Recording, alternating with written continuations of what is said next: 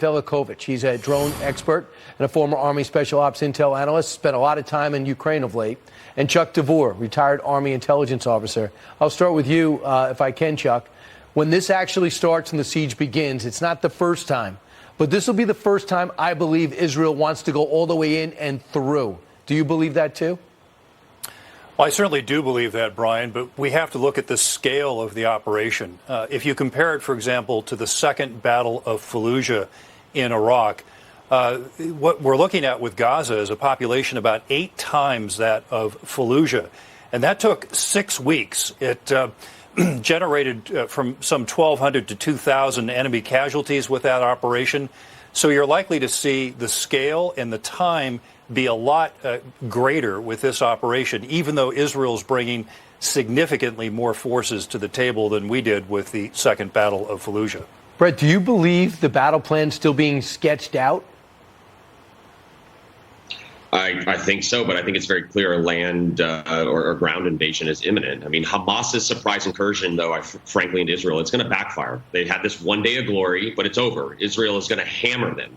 And this time when they go into Gaza, it's going to be a lot different than before. Their forces are going to take their time. They're going to go block by block. This is a military operation that has to focus on restoring deterrence. They need to hammer Hamas. They need to punish them to a level that reestablishes deterrence. And frankly, it's going to get very bloody. But, you know, for quite some time, they've basically, let Hamas gain this strength. They've been a bit complacent. They can't do that anymore. They've declared this war on Hamas, and they need to go in there and they need to respond grossly disproportionate, over the top, so that this can't happen again.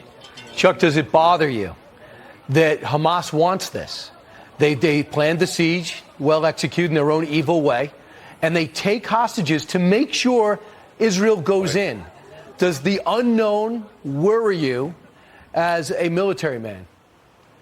Yeah, so Brian, as an intelligence officer, you're taught to brief 2 things to the commander: the most likely course of action and the most dangerous course of action. The most likely course of action is that the Hamas atrocities and the brutality that we've seen is just business as usual, with Hamas expecting that as Israel starts to go in, there'll be increasing international pressure on them to back off. It'll be business as usual. The most dangerous course of action is something that I'm quite concerned about, and it involves Hezbollah in Lebanon with their 100,000-plus missiles supplied by the Islamic Republic of Iran.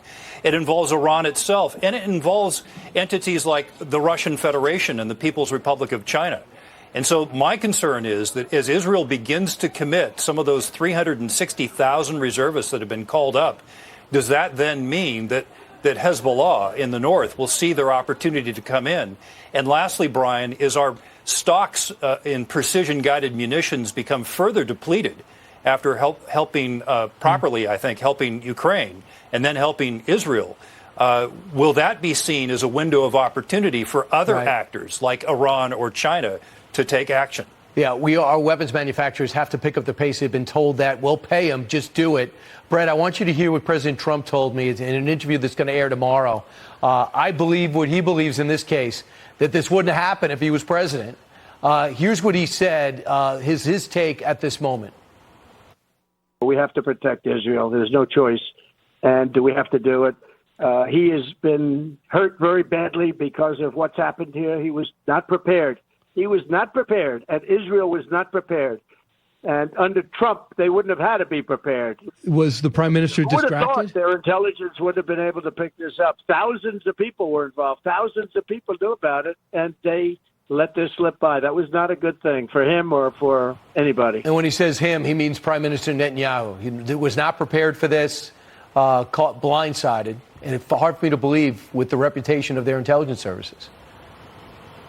Yeah, I mean, it clearly was an intelligence failure, but I don't think it's a time right now to necessarily point fingers. I also want to echo, the other comments about Hezbollah coming into this. They've been a bit of a wild card and strategically very dangerous, and a problem if they get involved. If it happens at a larger scale, there's going to be a lot more death and destruction. It's going to be tenfold if they get involved. And this is a conflict that could spread to the West Bank and Israel's borders with Lebanon, where Hezbollah formally operates. It could, trigger a multi-front war on Israel's northern border that would also include Iran. And so that's why I think the U.S. potentially needs to get involved here to send a clear message to Hezbollah, to Iran, to not continue their involvement in this conflict. The U.S. needs to help here. They need to act to quickly deter them from entering the conflict, make these aircraft carriers moving into the region more than just a show of force, make it extremely clear that if they get involved any further, the U.S. government is going to conduct a strike, because we cannot have these other groups coming in here forcefully, conducting attacks and making already the death and destruction worse. He gave one word. He said, don't. I don't know if that's going to be enough to deter Iran from financing, supporting, and urging and cheerleading